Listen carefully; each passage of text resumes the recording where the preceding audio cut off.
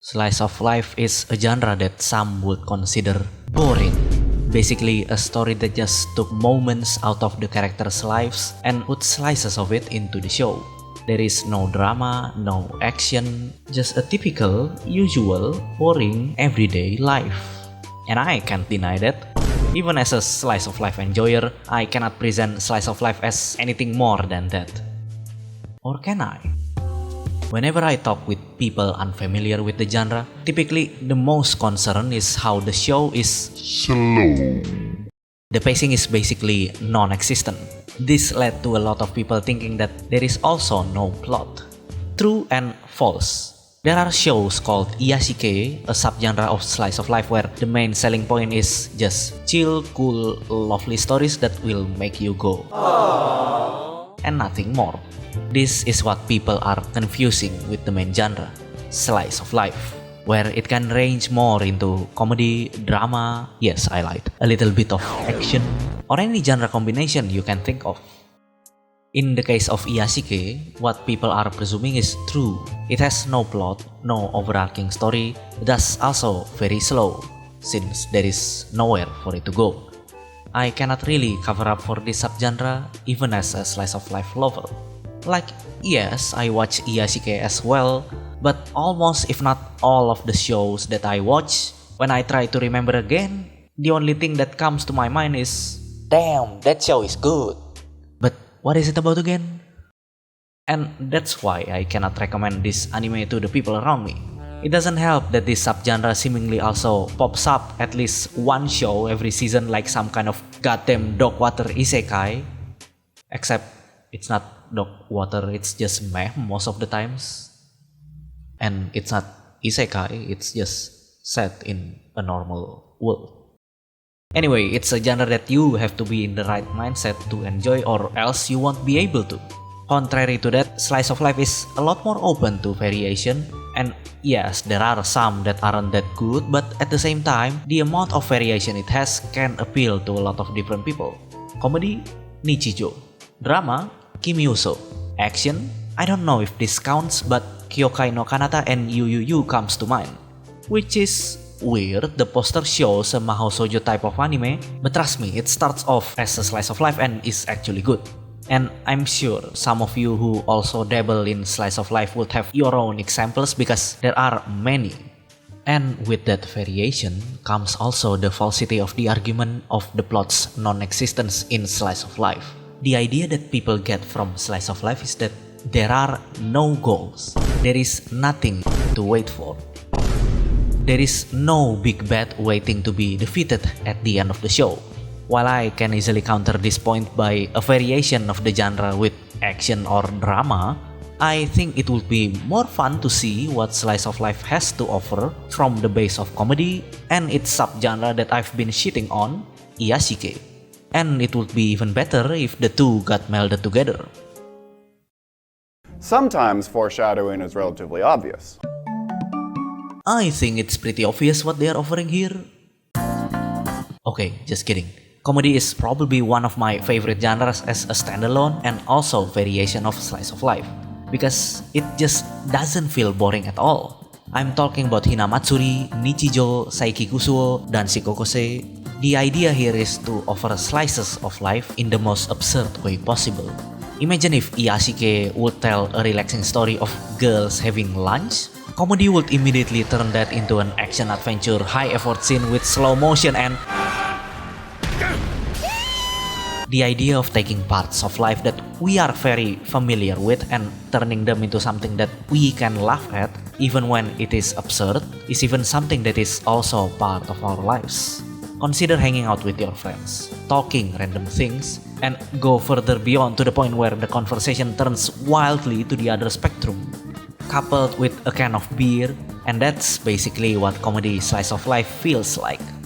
I think it's important, this combi genre, as not all of us have the liberty to always hang out every day with our closest friend that we can talk or do absurd things together. This subgenre helps fill that feeling, thus also contributing to the nostalgia of doing stupid things that you might regret later in life. But I don't think you need to worry about that. Most of the time you'd be laughing your ass off. But the thing with comedy slice of life is that the genre of comedy always comes out more than the slice of life. If it is the other way around, the comedy, for me at least, will typically not hit at all. This means that they also comes down to the likes of Iyashike, where I just watch them to relax, get a little subtle exhale once in a while. Iyashike is a bit hard to recommend. Again, it's easy to recommend Asobi Asobase or Grand Blue because funny, but Iyashike generally don't have. What am I supposed to say when recommending Flying Witch? I cannot even remember what the show is about. It's about a witch, definitely. Huh? And she's flying or something. Hey, hold on, that's Kiki's delivery survey. But the idea that slice of life in general has no overarching plot, no goals, no value is something that I want to clear up. While a plot with villains is definitely not a thing in slice of life, I still think it carries what every other story also does. This thing, in turn, exchanges the overarching plot, what usually is the goal, into something more lifelike. And that is an overarching character development. It definitely only appears in several Iyashike, typically a combination genre with drama, which is why only people looking hard enough will find it. It's the stuff like Usagi Drop, a story with a sad setting about a middle-aged guy trying to single father this young girl that's rejected by any family, or the likes of Barakamon, which is a combination with comedy, a story about a talented young calligrapher that finally tastes his first rejection, which is also the first slice of life anime that made me actually fall in love with the genre. Each anime has no clear overarching plot and would go very slowly.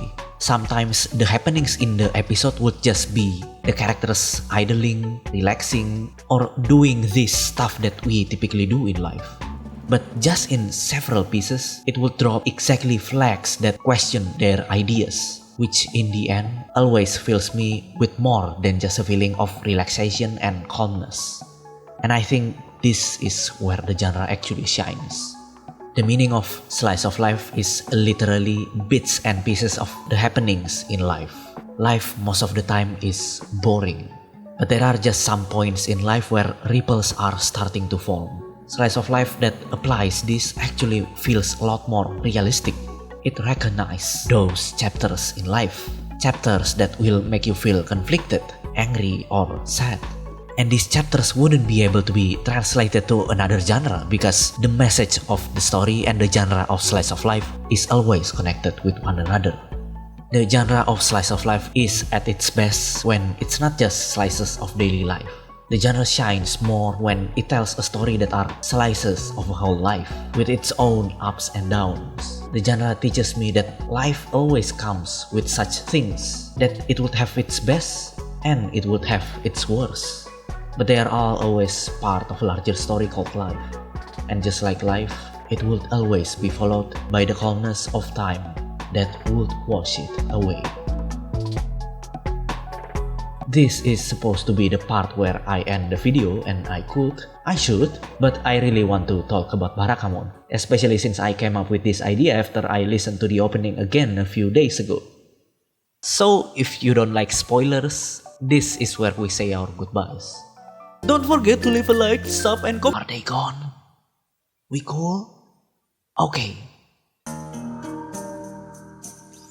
So the first time I watched Barakamon, I really only do for the comedy. I was very young, the character deaths fell before it even reached my skull, but the comedy is terribly fun.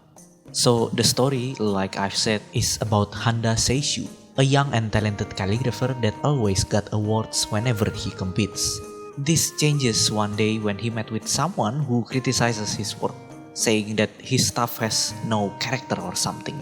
Which for someone that never fails since a kid, that grows up being praised into a narcissism, it hit hard for him. So hard in fact that he ended up hitting the guy back. This ends up with him being sent away to some backwater village where he strives to prove the guy is wrong. He still believes in his art and convinces himself that this is so that he can get better, but this led him to meet with a lot of village people. And if you know village people, they are so family-esque, even when you don't carry the same blood as your neighbors. Despite not really understanding They are so nice, so chill, but there are the kids. And if you know kids, they are annoying. This led the story to go back and forth, but mostly stayed on the relaxing side. And with that, his personality also softens up. He enjoys his days, plays with the kids, teaching, but he still has in the back of his mind to be better. Which is why when he does another contest and lands second, it hit him again. It goes to the point where he met with the winner of the contest who went out of their way to this village. His rival questioned his belief, asking him to return to Tokyo, saying that the fact that he lost contradicts his belief to seclude himself here to better his calligraphy.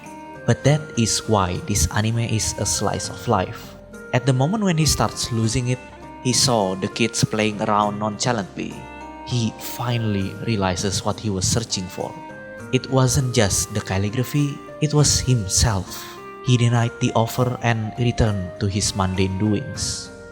It's even better later on because after the anime declared the character's will of growth, they also show the result of it. A new contest arrived, and after a lot of going about with his life, he got to the word stars, which led to the director, the guy who he punched, asking him to return. There he apologizes for his rash actions, and the director believes that he had grown a lot. In the end, the poetic ending of the show resulted with him producing the work called The Stone Wall, which even is a metaphor made with the name of people he met on the island. He got the 5th place, and yet now it doesn't even bother him. He said that he is still glad because it is a work that he's proud of. I don't know if explaining it like this does it any justice, but it was so good. Without context, my untrained eye would just see the last work as another work piece. But seeing his growth, seeing his daily life, seeing the mundane stuff he was finally able to enjoy is what gave meaning to the work Stonewall. At the end, he learns that it's not about what others think of his work, but of him as a person. The goal is not a winning piece, they are merely a representation of who he is. The frustration of trying to achieve the best, to impress people, instead clouds his sight of the day-to-day happiness that happens in the fleeting moments, which is far more prominent when he is in the village. He enjoys teaching, enjoys playing with the kids. The ending work is a show of what he learned, that it was him that defines his work.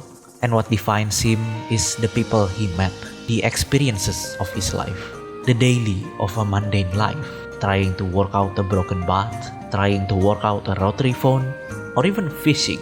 It's the slices of life that define the person, not some occasional big event or a loss in a contest. And that is when I think a slice of life is at its finest. Not when it's telling slices of a daily life, but when it's telling the slice of a whole life.